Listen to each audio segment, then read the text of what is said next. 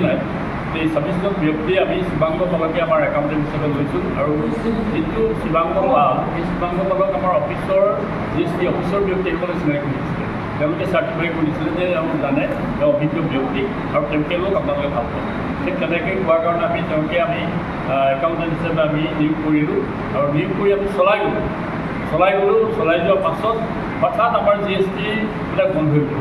আমি তেতিয়ালৈকে গম পোৱা নাছিলোঁ আৰু তেতিয়া আমি কেতিয়াবা আমাৰ GST কেতিয়াবা বন্ধ হৈ যায়, তেতিয়া আমি তেওঁক ফোন কৰোঁ যে হ'ব মই কৰিব পৰা নাই, মোৰ অসুবিধা হৈ আছে, মই গা বেয়া কিবা এনেকৈ কৰি পেলাই তেওঁ আকৌ চলাই দিয়ে।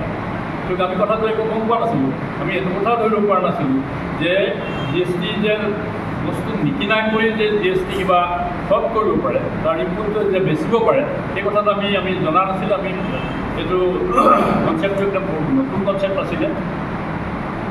GST সকলো ব্যক্তি আমাৰ কেইজনমানটো অসুখীয়া ব্যক্তি আছিলে, মই সকলো উৎসত আছিলোঁ। গতিকে আমি কম্পিউটাৰ চালক নজনাৰ কাৰণে তেওঁক আমি সহায় হিচাপে লৈছিলোঁ, তেওঁ একাউণ্টেণ্ট হিচাপে আমি লৈছিলোঁ। সকলো ব্যক্তিয়ে তেনেকৈ লৈছিল আৰু পাছত গৈ পাছত গম পোৱা মতে যে তেওঁ বিভিন্ন জেগাত অৰুণাচলৰ বিভিন্ন জেগাত তেওঁ এইবোৰ ঠিকাদাৰ বিক্ৰী কৰিলে, বিক্ৰী কৰি হাজাৰ কোটি টকা আমাৰ ওপৰত বোজা জাপি লৈ তেওঁ পলাই। আজি 3 বছৰ পাছত তেওঁক এৰেষ্ট কৰিছে। আমি অতি সন্তোষ হৈছোঁ।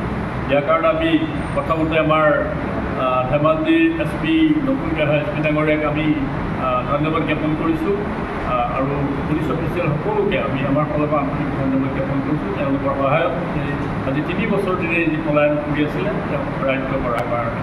আৰু আমি অসম চৰকাৰৰ মাননীয় মুখ্যমন্ত্ৰী সকলো জনপ্ৰিয় নেতা তেখেতক আমি অৱগত কৰিব খোজোঁ যে তেখেতক আমি এটা পিটিশ্যন দিছিলোঁ আৰু সেই পিটিশ্যনৰ আৰ্হিতে বোধহয় এই কামখিনি সংঘটিত হৈছে।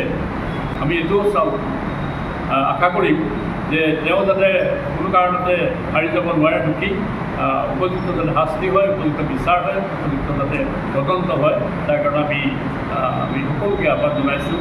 আমাৰ সকলোবিলাক ভুক্তভোগী আমাৰ প্ৰতি মাহতে দুখনকৈ নটিছ আহে, GST পৰা আহিব, ইনকাম টেক্সৰ পৰা আহে আৰু আমি যিসকল বয়সস্থ মানুহ এইসকল আমি প্ৰতিবাৰতে দৌৰি থাকিব লাগে, তেজপুৰ দৌৰি থাকিব লাগে, ডিব্ৰুগড় দৌৰি থাকিব লাগে, গুৱাহাটী দৌৰি থাকিব লাগে, মাহত দুবাৰকৈ যাবই লাগে। আমি GST CGST commissioner Tezpur, central GST commissioner Tezpur, state GST commissioner Tezpur, এইবিলাকৰ ওচৰত আমি দুৱাৰে ঘূৰি ফুৰিছোঁ।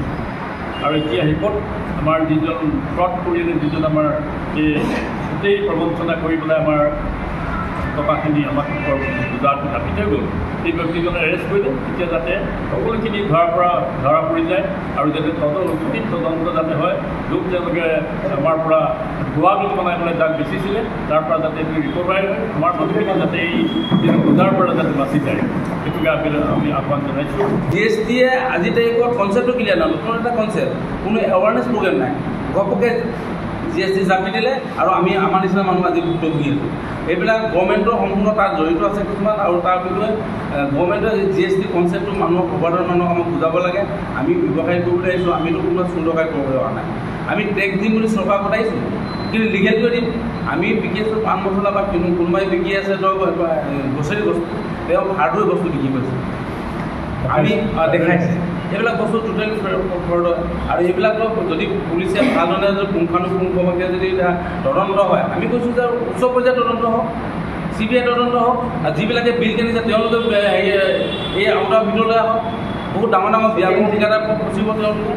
এইবিলাক সম্পূৰ্ণ যদি নিকাভাৱে হয় তেতিয়া আমি গম পাম যে আজি তাৰিখত আমি যে সেইজন ৰজাৰ আমি এজন তাৰমানে নাগৰিক।